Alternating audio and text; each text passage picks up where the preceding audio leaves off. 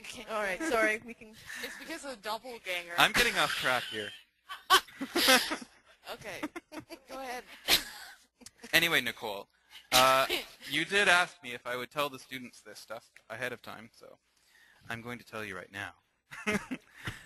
So once you've asked your students to go through their course book or their lesson, pick out whatever it is you want them to practice, in this case question formation. So they go through, they pick out 6 questions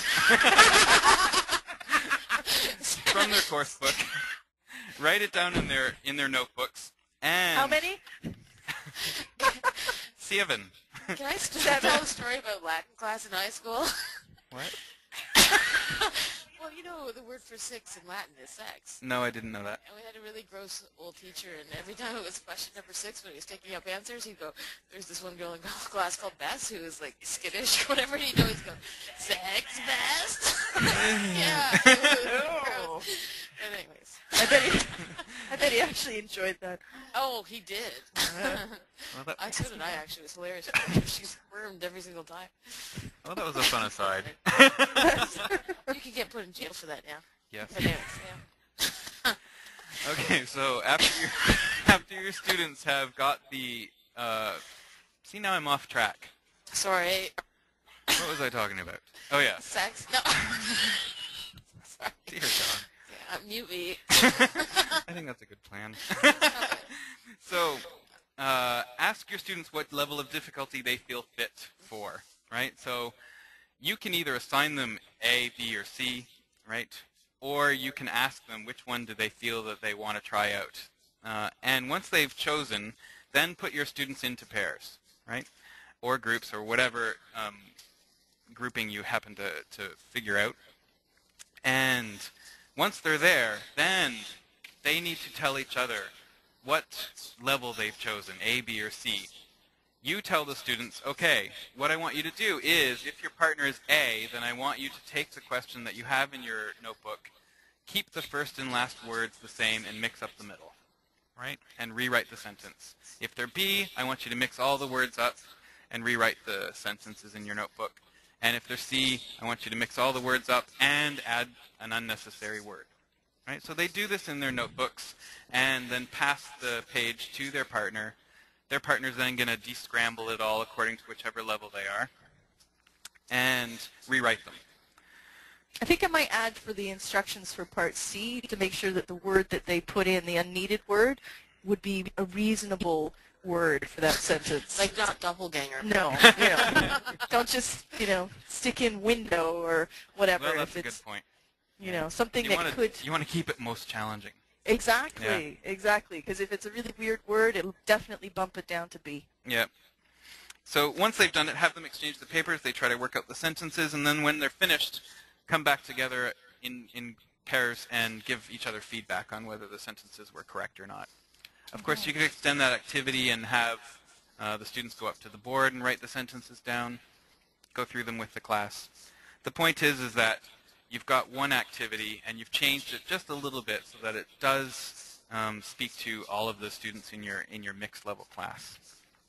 I'd also like to point out it's an incredibly personalized, personalizing activity. And I mean, even though yes, you're working from content from the course book as you suggested, but it doesn't have to be. No. It doesn't have to be course book bound. And also the fact that it's nice student-generated content.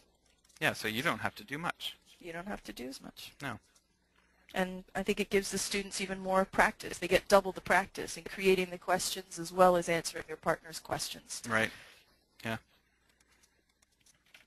So here's an example of a sentence or a question that you could take instead of the ones that I did. The ones that I did are different questions, right? If we had what kind of pizza do you want, that's the question. For less challenging, of course, you would end up with something like what pizza do you want? Anyway, first want Well and We don't need another example. Oh. What? Oh, sorry. Sorry. Not a team player. Like that. so No. we are back to the first picture. Didn't mean it like that. So this is the time where if you have a mixed level class that you are teaching, and you would like to tell us about it or any difficulties you've had with that mixed level class, either put them in the question box so we can talk about it, or you can raise your hand and I'll unmute you. I'm sure you all have mixed level classes, so what problems do you have in them?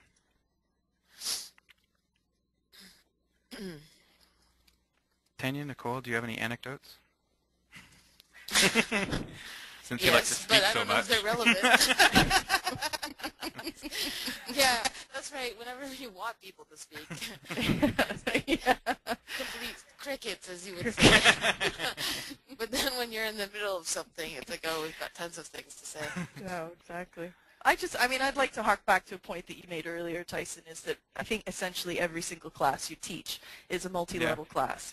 And I really like the point of trying to adjust your expectations of the output of what your students are going to create, that it's not a bad thing that everybody doesn't do exactly the same thing, but they're all hopefully being challenged and rising to a level that's a little bit higher than what they came in with in your classroom. But I really like that point. Adjusting your own expectations, I think, is very interesting. Yeah, I think it's something that you don't think about necessarily.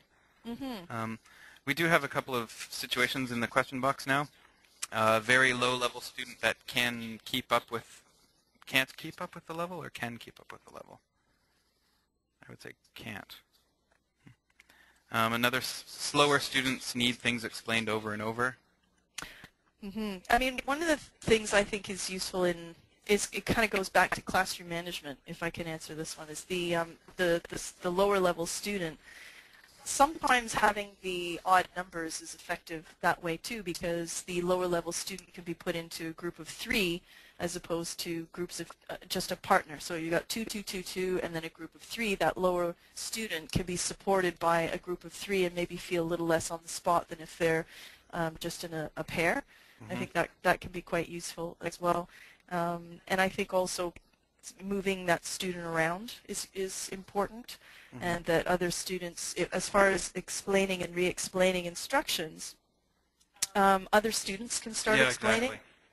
You know, the teacher doesn't have to explain. And I think lots of times instructions, I think that sometimes we can make the job a little more difficult for ourselves by an over-reliance on our voices.